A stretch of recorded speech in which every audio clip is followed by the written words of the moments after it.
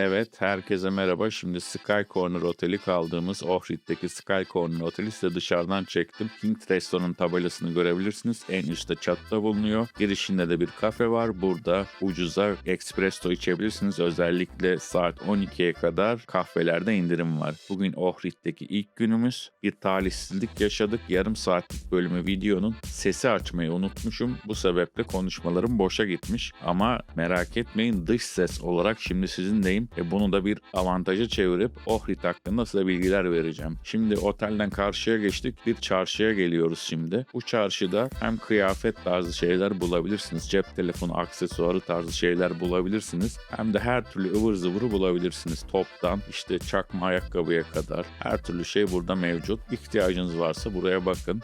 Burası her zaman açık. Her zaman ulaşabileceğiniz bir yer. Terlikler var vesaire. Her şey burada mevcut. Şimdi Ohrid antik dönemde Liknidos olarak biliniyormuş. Roma İmparatorluğu'na kadar uzanan tarihiyle taş sokaklarında her adımınızda bir geçmişin adeta izini hissediyorsunuz. Sokaklar böyle hep taş ve güzel. Size bir his katıyor. Hissiyatı çok güzel sokaklarında gezmenin. Şimdi eşim birazdan buradaki dükkandan bir masa için örtü alacak. Bu masa için örtüyü anneme hediye ettik. Annem çok beğendi, zaten onun için almıştık. Biga'daki yazlıkta kullanıyor. Gelen geçen komşuları soruyormuş. Nereden aldın, nereden? O da diyormuş gelinim Makedonya'dan, Kuzey Makedonya'dan getirdi diye. Evet, biz şimdi bunu birazdan satın alacağız. Handan çok beğendi, biz de beğendik. Annem de beğendi. İyi bir hediye oldu. Bu tarz şeyler de düşünebilirsiniz hediye için. Orta Çağ'da Ohrid, Balkanların dini merkeziymiş. Burada çok sayıda kilise var. 365 kilise varmış eskiden. Her güne bir kilise düşecek kadar zengin bir inanç yaşamı varmış Ohrid'de. Tabii hala bir sürü kilise bulunuyor. Bunları gezebilirsiniz. Biz bir tanesine gittik, içine girmedik ama Ohrid'in içinde de dışında da birçok kilise var. Bu dini özelliklerinden dolayı da Ohrid'de Balkanların Kudüs'ü denirmiş.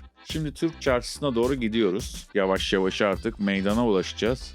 Şu an gösteriyor Handan size aldığımız örtüyü. Gayet güzel bir örtü. Evet, şimdi meydana geldik. Burada artık çarşının girişi burası. İleride cami var. Ali Paşa Camii o. LCY2 orada Türk dükkanı. Oraya bakabilirsiniz. Ama fiyatlarında bir fark yok yani Türkiye fiyatları gibi. Ama orada görmek güzel tabii Türk markalarını. Devam edelim. Şimdi çarşının içine doğru gireceğiz. Burada Ambrosia ismi bir lokumcu var. Daha ileride de bahsetmiştim, videonun ilerisinde de görebilirsiniz. Buradan lokum almanız mümkün. Türk lokumlarını buradan alıp yola devam edebilirsiniz. Ayakkabılar yandaki mağazada, bu Sports Reality denen mağazada mevcut. Bakın Nike'ları görüyorsunuz. Fiyatlar Türkiye'den ucuz, bir de ekstra indirim olursa iyice ucuza geliyor. O yüzden spor ayakkabı vesaire ihtiyacınız varsa mutlaka bakın bu tip mağazalara. Ali Paşa Camii'ni görüyorsunuz. Ali Paşa Camii'nde hikayesini birazdan paylaşacağım. Bu çarşıda Osmanlı'dan bugüne kadar mirasları görebiliyorsunuz. Ohrid'in merkezine indiğinizde Türkçe konuşmalar, Türk mutfağının kokuları ve Osmanlı mimarisi sizi karşılıyor. Tarihi Ali Paşa Camii 16. yüzyılda inşa edilmiş ve yakın geçmişte restore edilerek tekrar ibadete açılmış. Avlusunda yaşlılar, çocuklar, dua eden insanlar.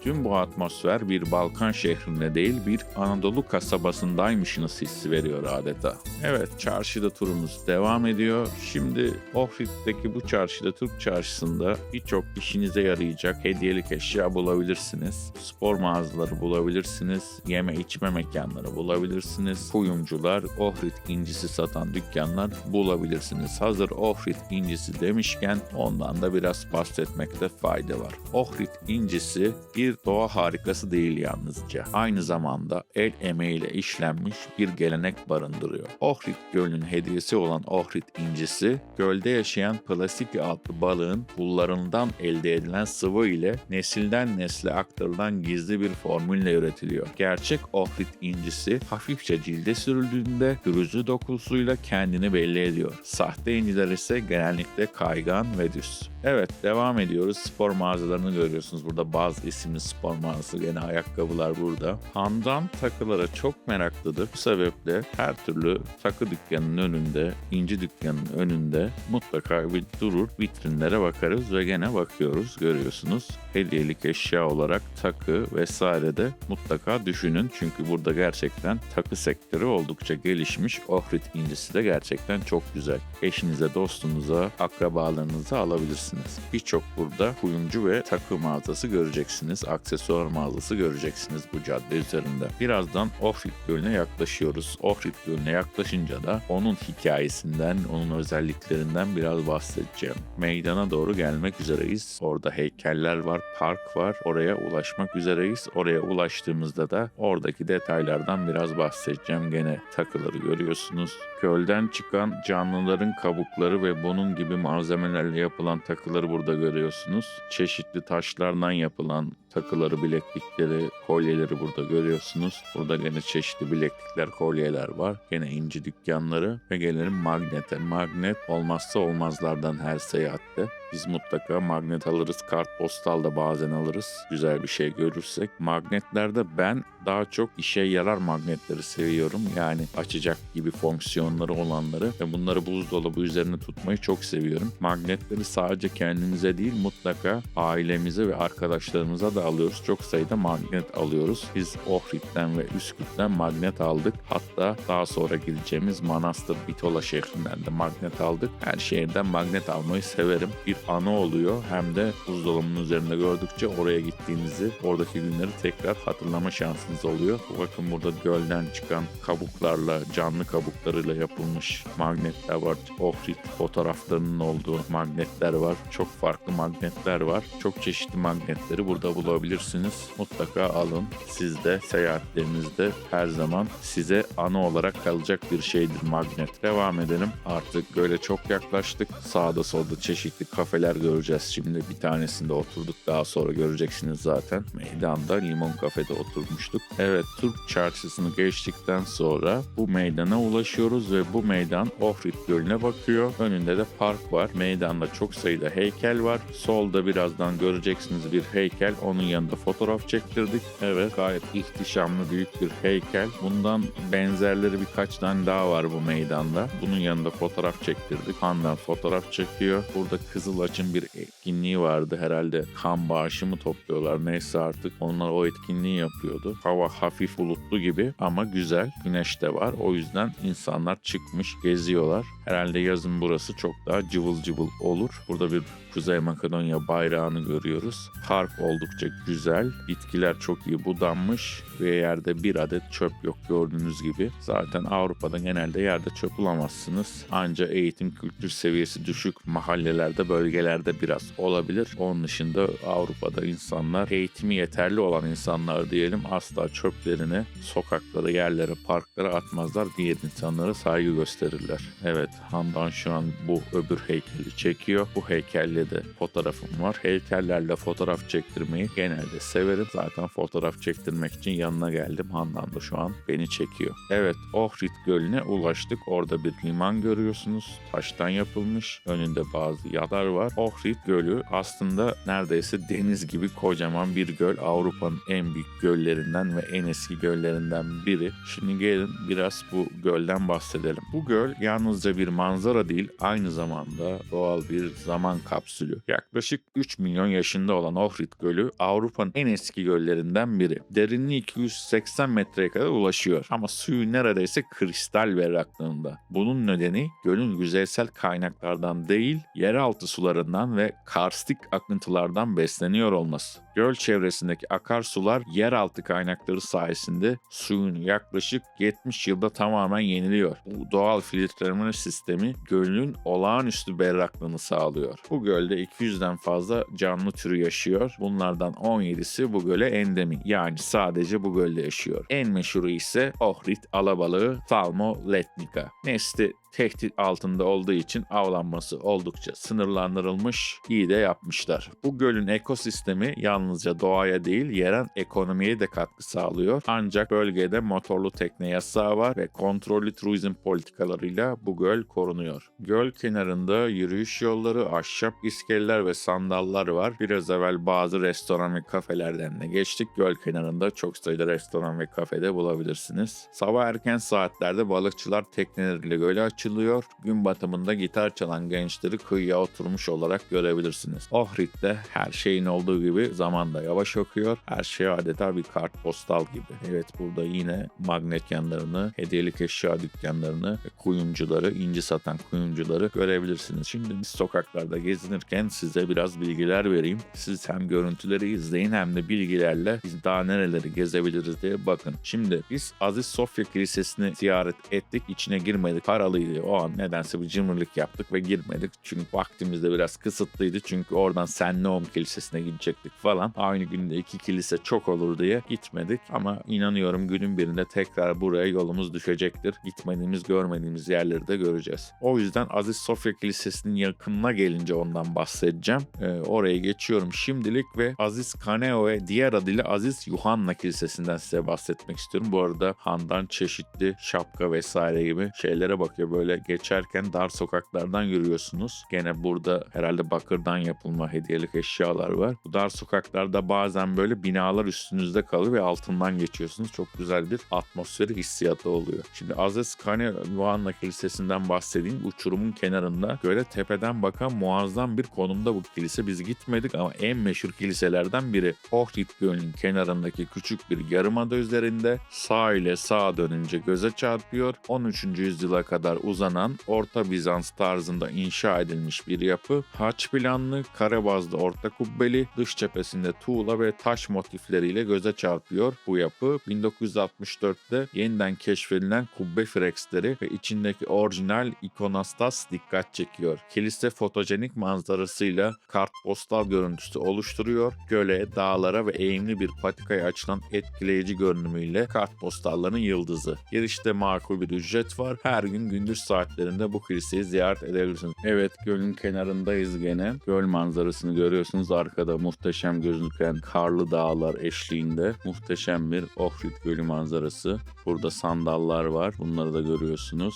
Bir diğer ziyaret edebileceğiniz önemli kilise ise Aziz Meryem Perivlepta Kilisesi. Ohrid şehir merkezinin hemen üst kısmında bulunan bu kilise Türk Çarşısı'na ve sahile birkaç dakika yürüme mesafesinde. Ali Paşa Camii'ne çok yakın konumda bulunuyor. 1295 yılında inşa edilmiş, Bizans sonrası freksleriyle ünlü, özellikle Makedon ikonografi sanatının başlangıç noktası sayılıyor. İçerideki freksler Orta Çağ'dan Makedon sanatı açısından çığır açmış. Aziz Kinement'in öğrencileri olan Mihail ve Evtihiş tarafından boyanmış. İçeri girdiğinizde sizi 700 yılı aşkın bir tarihin fırça izleri karşılıyor. Duvardaki freksler yalnızca dini bir anlatım değil, Balkanlardaki ikonografi sanatının doğuşunu temsil ediyor. Evet, yürüyüşümüz devam ederken bu sevimli kedilere rastladık. Onlar da burada oturuyorlardı ve bize selam vermek istediler. Biz de selamlarını kabul ettik. Çok güzel varlıklar. Hepsini çok seviyoruz. Bizim de bir sürü kedimiz var. 4 tane evin içinde, evin çevresinde olan 10-15 kedimiz var. Evet, şimdi görüyorsunuz burada takıları. Burada Wine and Sailing etkinliği varmış. Yani şarap ve yelken etkinliği. Buna katılabilirsiniz. Şarap tadımı yapabilirsiniz. Wine Tasting, gene şarap tadımı etkinliği var ve en aşağıda da daha özel Wine Tasting etkinliği var. Bunlara kayıt yaptırarak katılabilirsiniz. Evet, şimdi burada gene incileri görüyoruz. Andan çeşitli takılar bakıyor her zamanki gibi. Ben bilgiler vermeye devam edeceğim. Burada çeşitli hediyelik eşyalar satın aldık. Onları da siz görebilirsiniz. Bu sırada burada da bir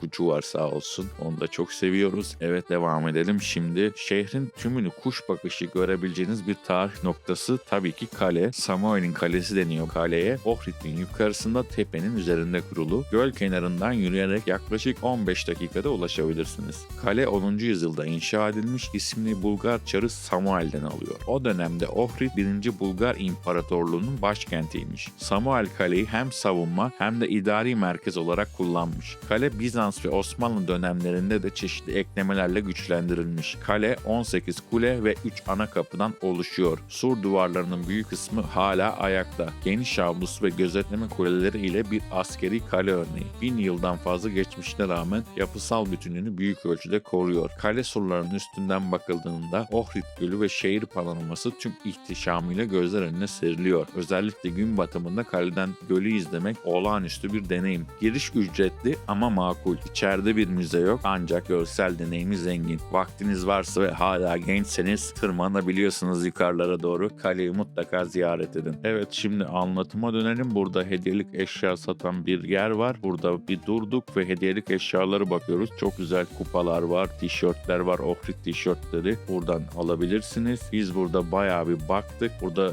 resimler var, tablolar. Bunları alıp evinizin duvarınıza asıp süs yapabilirsiniz. Fiyatlar oldukça makul. Biz burada alışverişimizi yapıp devam ettik ve ileride kiliseye geldik. Evet, bu en azından bir vakit ayırdığımız kilise oldu Ohrid içinde. Aziz Sofya Kilisesi. Bu kilise, bakın burada tabelası var. Orta Bizans mimarı tarzında yapılmış. 9. yüzyıl sonu ve 11. yüzyıl başında inşa edilmiş. Yani bayağı sürmüş inşaat. O dönem burada Bulgar İmparatorluğu varmış ve Ohrid İmparatorluğun merkeziymiş ve başpiskoposluğa ev sahipliği yapıyormuş. Bu kilise yaklaşık 1000 yıldır burada sapasağlam duruyor. Önce kilise, sonra cami, sonra yeniden kilise olmuş. Osmanlı döneminde birçok kilise gibi camiye çevrilmiş, minber ve mihrap eklenmiş. Cumhuriyet döneminde ise tekrar kilise olmuş. İçeride olağanüstü korunmuş 11. yüzyıl freksleri bulunuyor. İç freksleri Ortaçağ Bizans sanatının en iyi örnekleri arasında gösteriliyor. Apsis kısmındaki Pantokrator İsa freski sembolik gücün simgesi. Bu yapı Ohrid'in sadece dini değil, kültürel merkezlerinden biri olmuş yüzyıllarca. Akustiği olağanüstü. Günümüzde konserler düzenleniyor. Evet, biz bu kiliseyi içine girmedik de ufak bir ücreti vardı. Buradan ama size içini çektik. Ayrıca burada mum yakılıyor, dilek dileniyor. Burada mum yakabilirsiniz, dileğinizi dileyebilirsiniz ve buradaki taşa da insanlar para atıyor. Biz de para attık ve dileğimizi diledik. Şimdi parayı birazdan fırlatacağım, bozuk parayı ve fırlattım. Gördüğünüz gibi dileğimi diledim. Burada da bir maketi var kilisenin. Burada görebilirsiniz. Biz şimdi bu kilisenin yanından yukarı doğru çıkıyoruz ve öbür taraftan da size kiliseyi göstereceğiz farklı bir açıdan birazdan. Burada gene hediyelik eşya satan dükkanlar var. Magnet 1 euro görüyorsunuz. Çeşitli magnetler var. 7 tane magneti 5 euroya da alabiliyorsunuz bazı yerlerden. Her gördüğünüz magnetçiye hemen atlamayın. Araştırın, bakın. Ucuz magnet bulabilirsiniz ve çok alıyorsanız pazarlık yapabilirsiniz. Çekinmeyin. 10 tane alıyorsanız örneğin 8 euro gibi veya onun karşılığı Makedonya dinarı gibi. Evet, burada çeşitli kafeler var. Kilisenin yanında burada evet bir müze var. Bu da Ohrid İncisi Müzesi. Buraya girebilirsiniz. Burası en eski yerlerinden biri, dükkanlarından biri. Ohrid'in 1928'de yapılmış. Hem müze hem inci satıyorlar. Burada inci alabilirsiniz. Burada kafeleri görüyorsunuz. Restoranları görüyorsunuz. Vaktiniz varsa burada bir mola verebilirsiniz. Çok güzel bir atmosferi var gerçekten buranın. Evet, şimdi burada biraz yürüdükten sonra biraz yukarı çıkacağız ve size kiliseyi farklı bir açıdan göstereceğiz. Şimdi yukarı çıkıyoruz. Burada Ohrid evleri var. Bu gördüğünüz deminki ışık Ohrid evleriyle ışıkları yapmışlar. Çok güzel bir hava katmış. Sokak lambaları Ohrid evleri şeklinde. Bu da Ohrid'e güzellik katan unsurlardan biri. Evet, taşlardan gene gidiyoruz, taşlı yollardan ve kilisenin manzarasını size farklı bir açıdan göstereceğiz. Burada hem dağları göreceğiz hem Ohrid Gölü'nü göreceğiz hem de bu Aziz Sofya Kilisesi'ni mükemmel bir açıdan size çekmiş olacağız. Sırf sizin için bu tepeye çıktık ve size göstermek istedik açıkçası. Evet, görüyorsunuz yemyeşil bir atmosferin içinde dağlar, karlar, kilise, Ohrid. Mükemmel bir manzara ve harika bir kilise. Mükemmel duruyor gerçekten buradan. Bu çekimi yapmak da bize çok keyif verdi açıkçası. Size de gösteriyoruz. Hava da çok güzel. Ohrid Gölü tüm ihtişamıyla orada, dağlar orada. Gerçekten kartpostal gibi. Evet, şimdi farklı bir açıdan Aziz Sofya Kilisesi'ni gösteriyoruz. Sağda böyle taştan yapılmış sıralar var. İnsanlar orada oturuyor. Herhalde konserler orada düzenleniyor.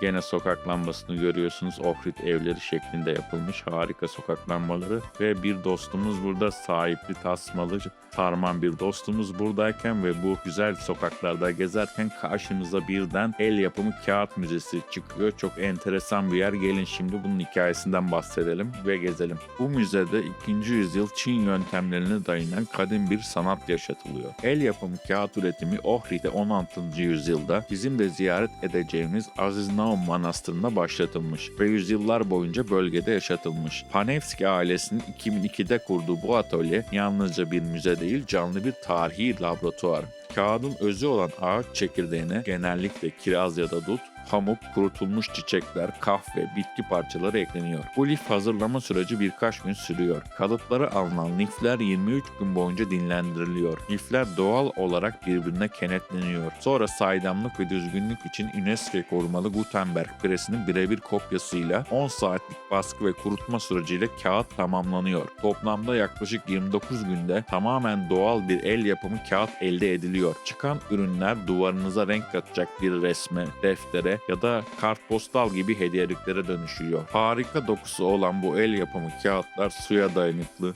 kalıcı ve estetik. Kimyasal içermiyor, tamamen doğal bir ürün. Evet, bu beyefendi bize bu sırada kağıdın nasıl yapıldığını anlatıyordu. Ben de size biraz evvel bunu anlattım. Kendisi de bize bir orada şov yapıyor ve satış için güzel bir pazarlama yapıyorlar, sağ olsunlar. Ama gerçekten de bu şov izlemesi de oldukça keyifli ve güzel düşünülmüş. Kağıtların birebir sizin önünüzde yapılması gerçekten keyifli ve çok güzel bir koku da var orada. Girdiğinizde bu kokuyu alacaksınız ve hissedeceksiniz.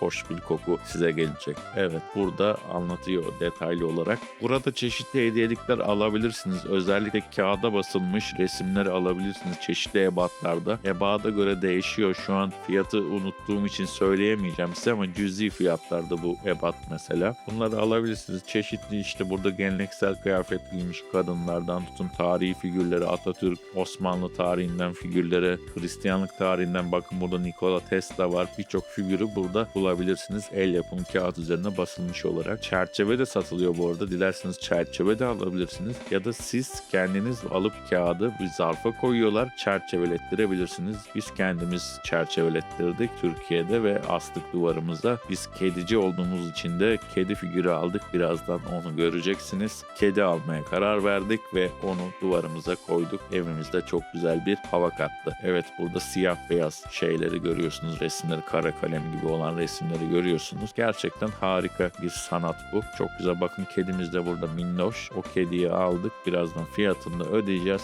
Özenle bir zarfa koyacak beyefendi ve bir torbaya koyacak ve bize verecek.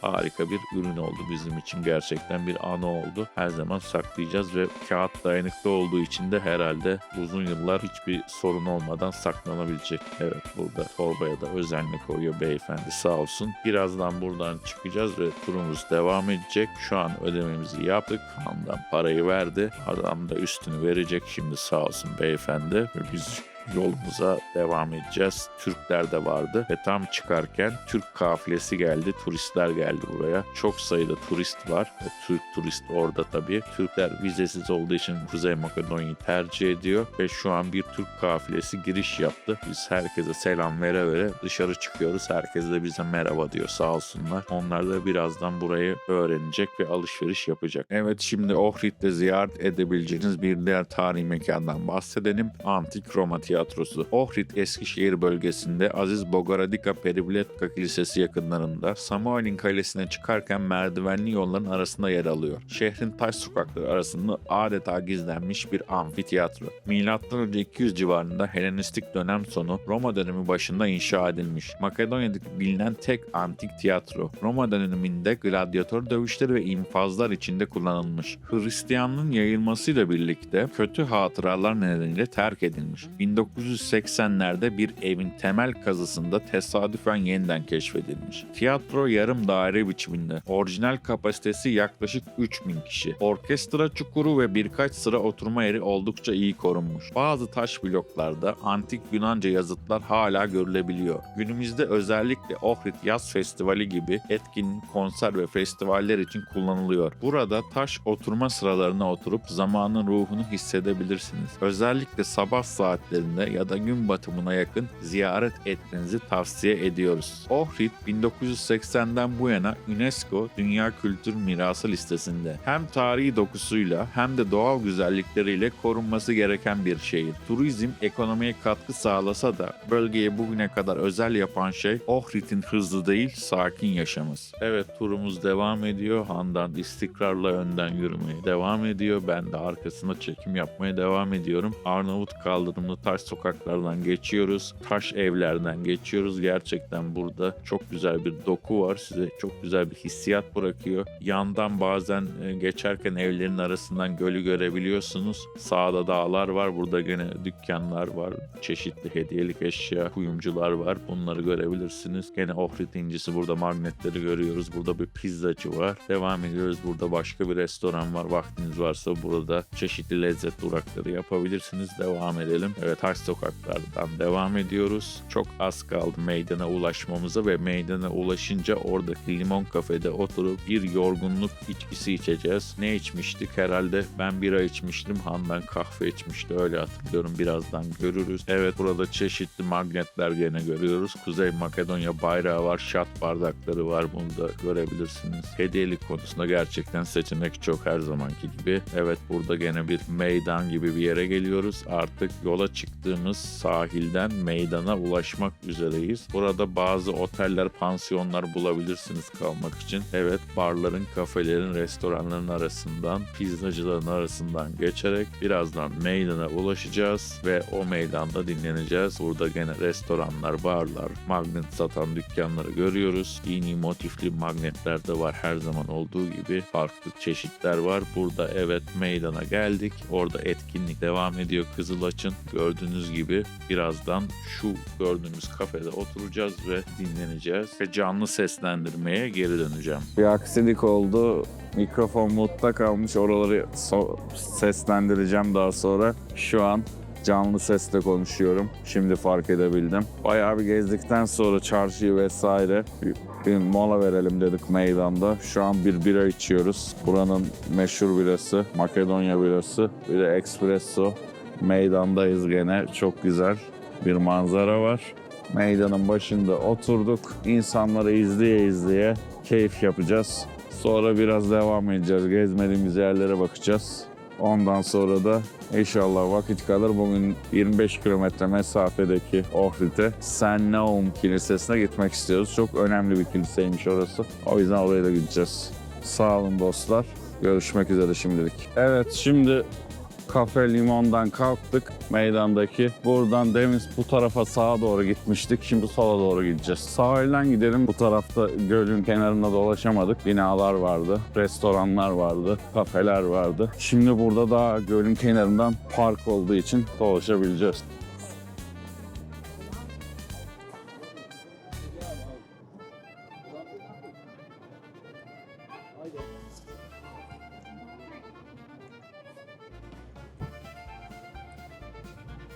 Gene heykeller gördüğümüz gibi. Herhalde tekne turları buradan yapılıyor.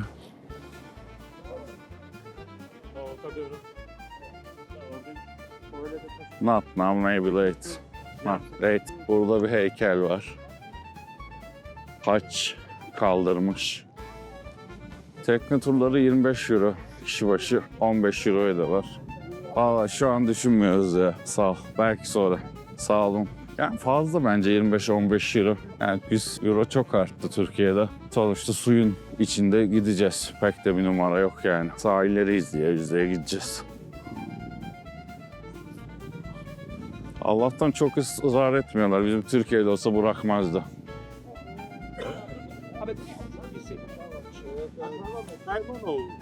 Siz Seser amcaoğlu. Ostagi. Ostagi.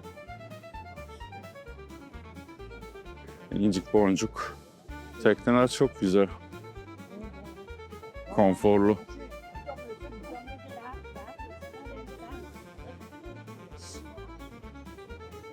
Evet, burada da konforlu bir tekne.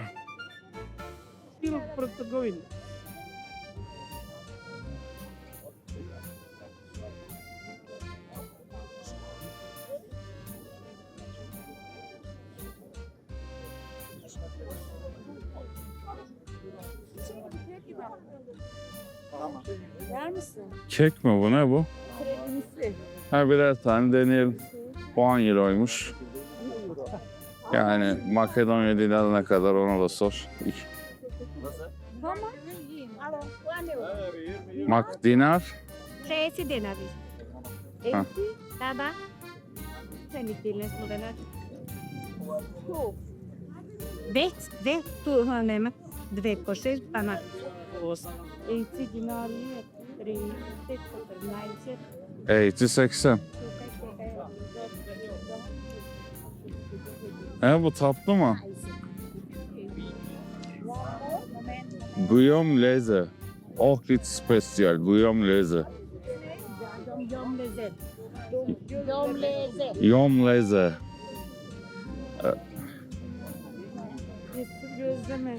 Spesiyalleri de yemek lazım tabi. Oh maşallah.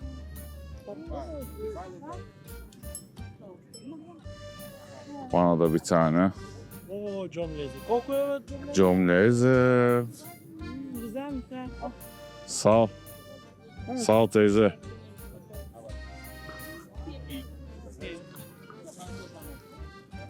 Yok sağ ol. Yaptık.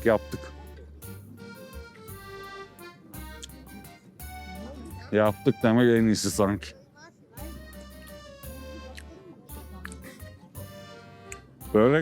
Böreke benziyor.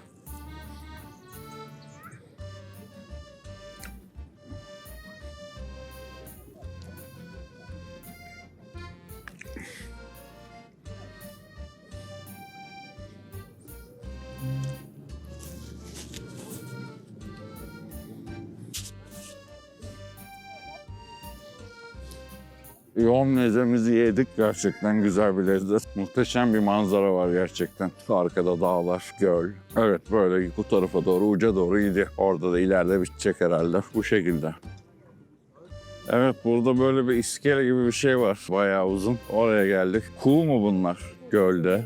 Göldeki kuğular. Çok güzel. Suyun içinde yaşamak değişik bir his olsa gerek. Hele bu soğukta. Böyle uca doğru gidiyor burası iskele. Böyle bütün Ohri manzarasını görebiliyorsunuz. Devam edelim. Burada dağlar. Devam edelim. Su gerçekten tertemiz. Yani tamamen dibi gözüküyor suyun. Girmek çok isterdik gerçekten. Ama soğuktur herhalde bu mevsimde. Hala dağların tepelerinde bayağı kar var.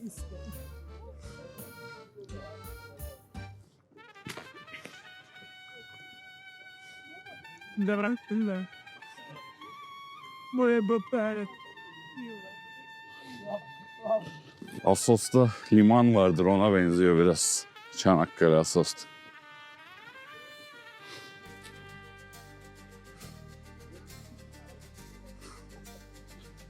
Eşim çeker. Sen çekmem. Elimde bu var. Türk müsünüz? Tamam. Şöyle arkayı güzelce alalım. Çok güzel ya manzara. Siz de bizi çekin o zaman. Hem dikey hem yatay çekeriz. Üsküp yaptık. Araba kiralık buraya geldik. Bakalım güzel, hoşumuza gitti. Farklı şehirler de var, manastır falan. Onları da böyle göreceğiz. Yani inşallah gitmek istiyoruz. Yarın da buradayız. Sonra döneceğiz. Senneum varmış, ona gideceğiz şu taraflarda galiba. 25 kilometre. Sağ olun, sağ olun.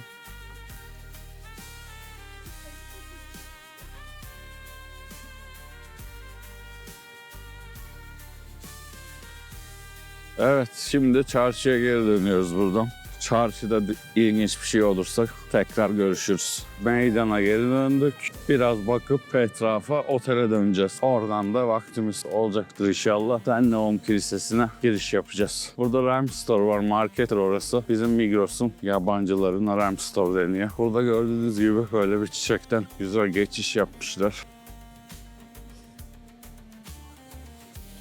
Çarşının içine gireceğiz şimdi gene. Eski çarşı. Kalbi burası. Ohrid'in. İnciler meşhur demiştim. Birçok inci satan dükkan görebilirsiniz. Onun dışında spor mağazaları, kıyafet, aklınıza gelebilecek her türlü şey, kafe gibi şeyler bulabilirsiniz. Evet. Şimdi bu Midi Pani denen marka var.